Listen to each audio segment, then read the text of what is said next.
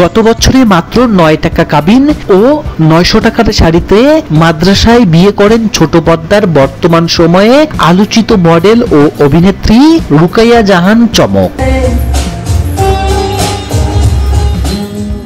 বিয়ের পর স্বামী আজমান নাসিরের সঙ্গে দেশ বিদেশে বিভিন্ন জায়গায় ঘোরাঘুরি করতে দেখা যায়।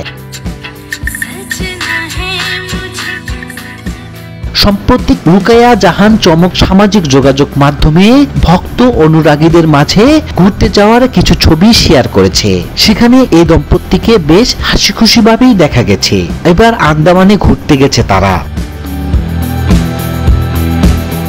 শেয়ার করা ছবিতে দেখা যায় ওয়েস্টার্ন পোশাকে চমক ভক্ত অনুরাগীদের মাঝে ধরা দিয়েছেন। চোখে রোদ চশমা আর মিষ্টি হাসি যেন ভক্তদের মনে দাগ কেটেছে। কমেন্ট বক্সে নেটিজেনদের চমকের রূপের বেশ প্রশংসা করেছে। এদিকে ক্যাপশনে স্বামীকে নিয়ে লিখেছেন, সে এখন আগের মতো শুধু একজন মানুষকে না, তাকে এখন আমি রাজা হিসেবে গড়ে তুলছি।